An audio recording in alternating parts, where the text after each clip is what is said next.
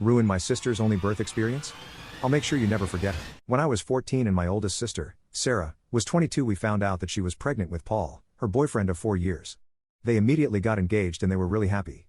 For a time.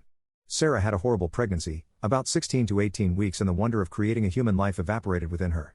She developed hyperemesis, which if you don't know is really bad morning sickness. She was constantly in pain, she developed gestational diabetes, and just all around hated the experience.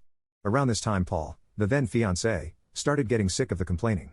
I believe the argument was, your body is built to do this, it can't be that bad.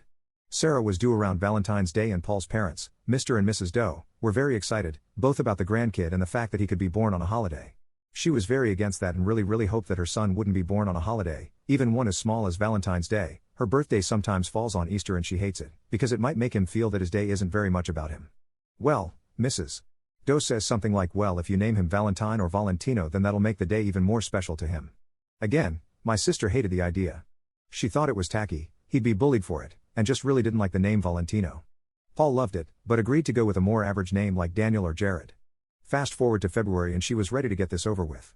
Sarah had officially been put on bed rest because while standing or walking her blood pressure took unexpected spikes and dips. I look back now and goodness do I feel bad for her.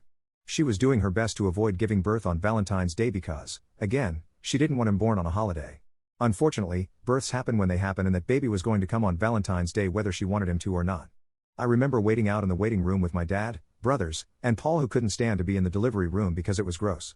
I was so mad that he could have gone in but wouldn't because he thought my sister was gross while giving birth, whereas I had to stay outside because I was too young to go in with my mom and other sister. Dad went home with the youngest 2 brothers while the oldest, Zeke, stayed to watch me because I refused to leave. 16 hours after Sarah went into labor, my little nephew was officially part of the family on the evening of Valentine's Day. Unfortunately, Sarah was not okay. She had to have an emergency cesarean section and while doing the operation discovered that the back of her uterus, facing her spinal cord, had a very large and very severe, thankfully non-cancerous, tumor. When I say large I mean it was twice the size of a standard uterus. The doctors were shocked and didn't understand why nobody had noticed it on an ultrasound. It accounted for her severe back pain and blood pressure issues. The doctors immediately went in for more surgery to remove the tumor, but sadly ended up having to perform a full hysterectomy. This meant that my nephew would be Sarah's only child. Now while Sarah was in for surgery, Paul was taking care of everything baby related to make sure his son was okay. In my 14-year-old self's memory I remember him being suitably distraught, but I didn't really pay him much mind and spent my time in the waiting room with my mother and other sister. Zeke, however, wanted to be a good future brother-in-law and make sure that Paul was okay. He found Paul filling out the baby paperwork on his own, looking, in my brother's words, like he had not a single worry in his mind. Zeke asked why Paul didn't wait for Sarah to fill out the paperwork as she should have been out of surgery within the hour, and Paul said that he just wanted her to get her rest and heal. That checked out with Zeke, as he was 16 and didn't know any better at the time. Now I know what you're probably thinking. No, he wouldn't. He knows how much she hates that name. And still, she'd need to sign the paperwork too. My fellow peoples of Reddit, I regret to inform you that Paul forged Sarah's signature on the paperwork and waited until she was out of surgery to hand said paperwork over. My sweet nephew, who was born on Valentine's Day, was named Valentino on his first official birth certificate. I still to this day don't know why Paul and his family were so insistent about the name. He had even picked out a different one with my sister.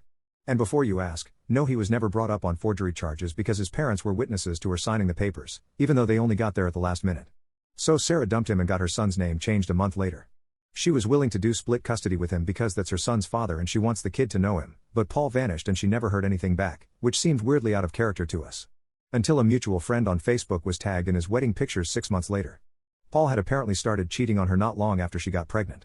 Sarah was livid but there wasn't much she could do, so she filed for child support and continued to live her best life. Until 6 years later.